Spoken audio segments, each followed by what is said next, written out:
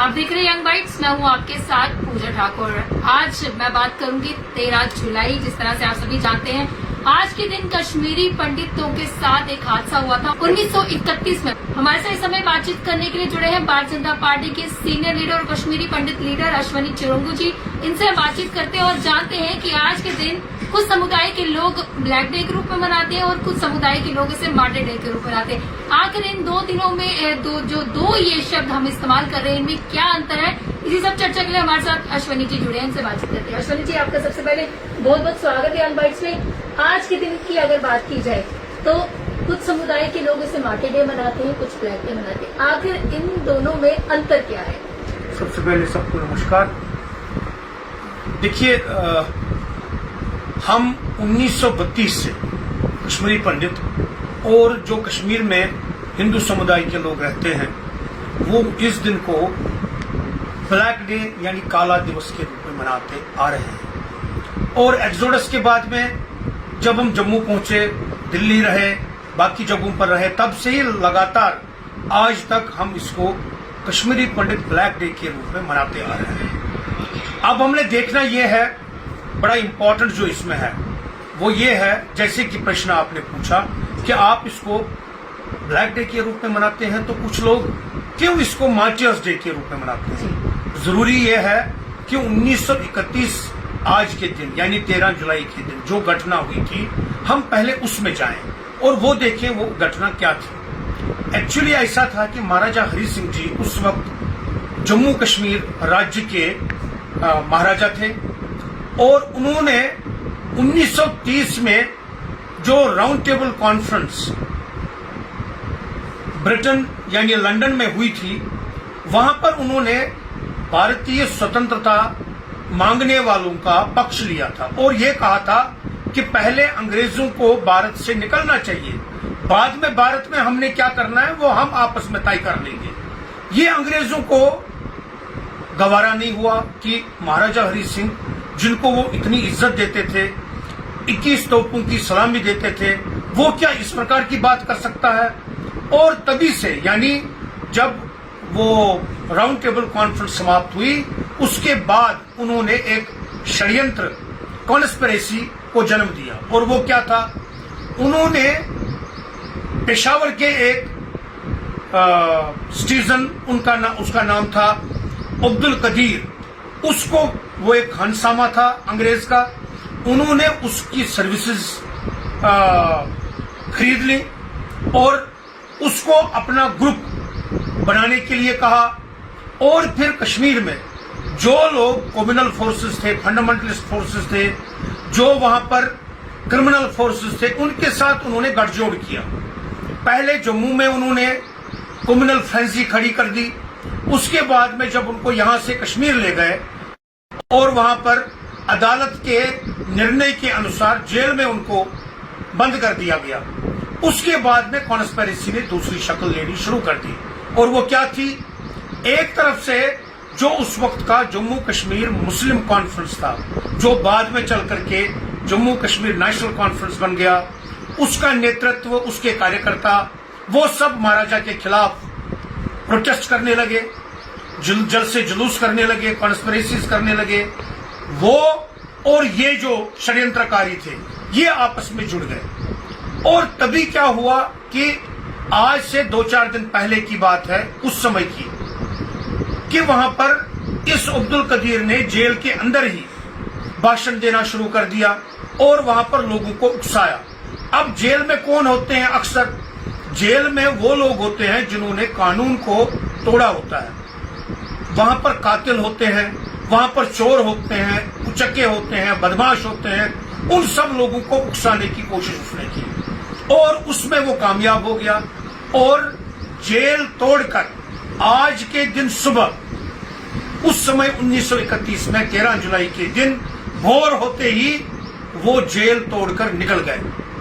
अब जब वो जेल तोड़कर बाहर गए तो वहां पर जो सिपाही थे उस समय की फौज के, उस समय की पुलिस के, उन्होंने वहां पर पहले तो लाठी बजाई, उसके बाद में उन्होंने गोली चलाई। चूंकि वो बड़े कम नंबर में थे और जो जेल से बाहर निकलने वाले लोग थे और जो जेल के बाहर उन्होंने जमा करने के लिए साजिश की थी, वो सब मिलकर के इतने हो गए थे कि पुलिस को वहां पर गोली चलानी पड़ी और उस गोली की वजह से कुछ लोग जख्मी हो गए और कुछ लोग बहुत ज्यादा जख्मी हो गए। वहीं उस सेंट्रल जेल से जुलूस शुरू हो गया और ये जुलूस जो था, अब उसमें हर तरह के लोग थे। यानी उसमें सबसे पहले तो नेशनल कॉन्फ्रेंस जो बाद में बना, उस वक्त मुस्लिम कॉन्फ्रेंस था, उसके कार्यकर्ता और लीडर्स थे। ये जो जेल में बंद कैदी थे, जिनमें ये सारे कातिल, चोर, उचक्के, इस प्रकार के सारे लोग थे, वो भी थे। और जो ये अब्दुल कदीर का ग्रुप था, जो षड्यंत्रकारी था मेन, वो भी थे।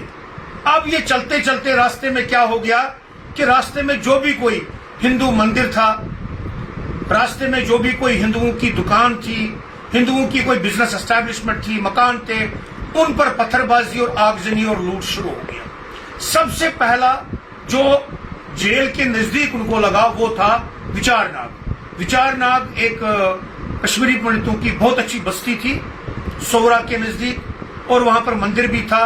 वहां पर लूटपाट बहुत जबरदस्त किया गया, आगजनी भी हुई। उसके बाद में वो वहां से निकल करके बोहरी कदल पहुंच गए। बोहरी कदल में भी उन्होंने वैसा ही किया जैसा उन्होंने विचारनाग में किया, लेकिन बोहरी कदल के साथ में महाराजगंज आता था। महाराजगंज उस समय का, वो तो अभी भी है, बिजनेस सेंटर था। सारे कश्मीर का बिजनेस सेंटर महाराजगंज ही हुआ करता था। और उस महाराजगंज में जो बिजनेस मैन थे, जो वहां बिजनेस सेंटर्स थे, बिजनेस एंटरप्रेन्योरशिप थी, उसमें 50% लोग जो थे वो हिंदू थे।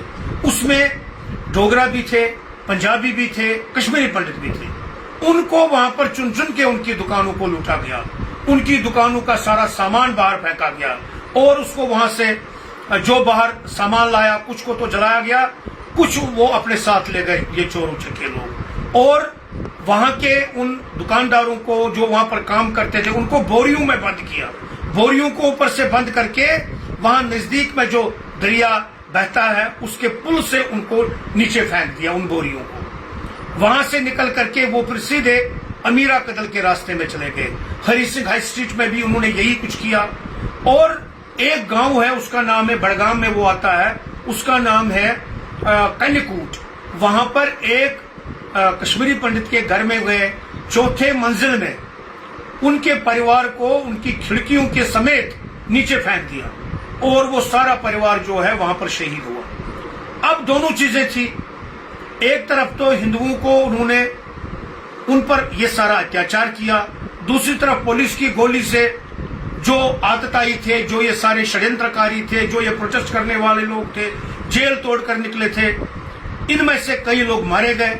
और वो जाकर के मुजाहिद मंजिल, जो उस वक्त मुस्लिम कॉन्फ्रेंस का दफ्तर हुआ करता था, वहां पहुंचे और वहां पर शेख मोहम्मद अब्दुल्ला जो उनका लीडर था, उनसे मिले और उनको ये उन्होंने कह दिया, ये रिकॉर्डेड है, कि आपने हमें जैसे कहा था हमने वैसा कर दिया। कुल मिलाकर के जब ये सारा वातावरण शांत हो गया, उसके बाद में एक कमीशन भी बैठा, तो जो कश्मीर का मुस्लिम सियासी स्ट्रक्चर था, उन्होंने उसको मार्टियर्स डे मनाना शुरू कर दिया। ये देख करके कि जो लोग पुलिस की गोली से उस दिन मरे थे, जो ये सारे चोर उचक्के और जिन्होंने ये सारा षड्यंत्र किया, लूटपाट मचाई, उनको उन्होंने मार्टियर घोषित कर दिया प्राइवेटली।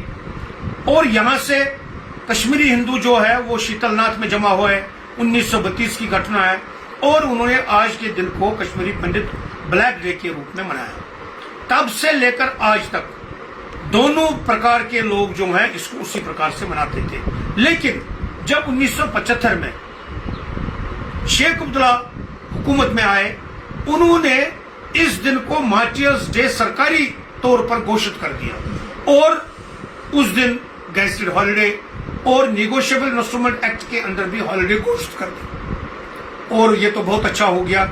आज से 2 वर्ष पहले लोगों की पुरजोर डिमांड पर इस दिन को, जो ये सो कॉल्ड मार्टियर्स डे मानते थे, उसको कैंसिल कर दिया गया, डिरिकॉग्नाइज कर दिया गया।